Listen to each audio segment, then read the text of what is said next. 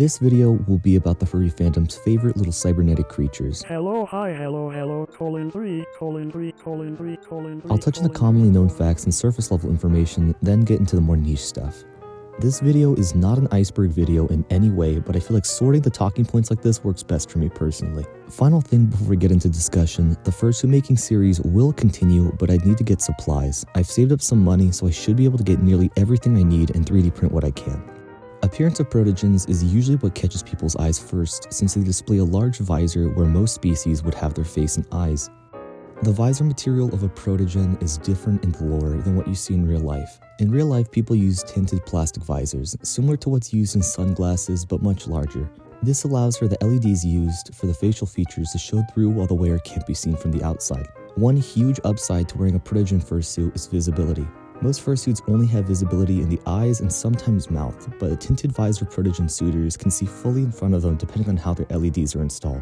Staying on the topic of fursuits, I mentioned the upside of visibility often being better, but I also want to mention that protogen fursuits don't need to be made with a tinted visor. I've seen protogen heads made in a few different ways, and other than tinted visors, I see EVA foam most often. For those who don't know, EVA foam is a thin, dense foam often used for cosplay props. These foam heads need holes so the wearer can actually see, so buckram is often used. Buckram is a woven fabric that have many gaps, so from afar it looks solid, but when looking from the dark inside of the suit to the bright outside, you can see somewhat clearly, albeit slightly darker and blurry. Alright, enough about the fursuit rant. Next, let's move on to protogen designs, while I touch a little on lore.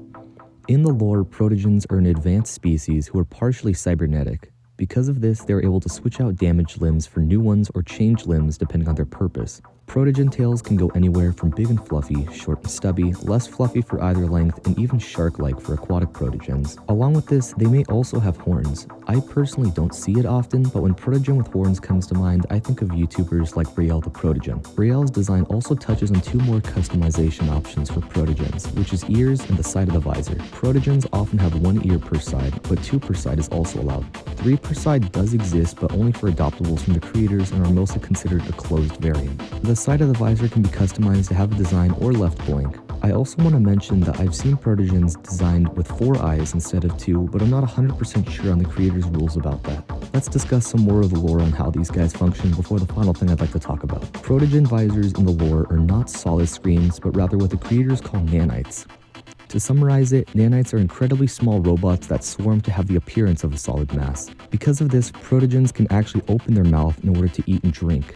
Many people, however, choose to draw their mouth open as just a display on the screen.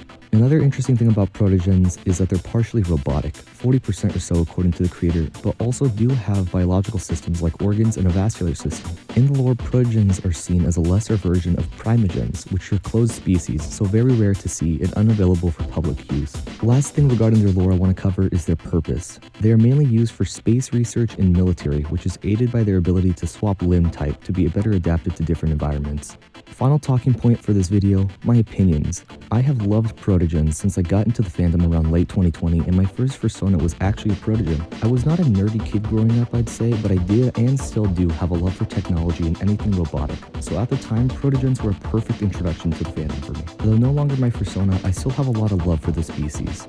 And it's always amazing to see protogen fursuits being more common due to things like 3D printers making parts more accessible. Out of the original species this fandom has created, protogens definitely need to be in my top 5. This video covered the basics and for the most part summarized a lot of stuff. If there is something you'd like to know more about, protogen related or not, feel free to comment and I'll do some research. That's all for now. I hope you have... Oh, hey, what's up? Somebody called me a clanker. Oh, oh my god, are you okay? Inhale, exhale. I think I'll be alright. I was instructed by my therapist to cope in healthy ways during moments like this. I am going to go for a walk. Okay, I mean, I presume that's a good thing to do. You know, I've taken walks before. Yeah, it's the, door on the right, I think, to the main part of this place. Yeah, door on the right, got it. The door on the left, that's, emergency exit, so I don't, yeah, door on the right. Alright, where was I? Oh yeah. That's all for now. Have a great rest of your...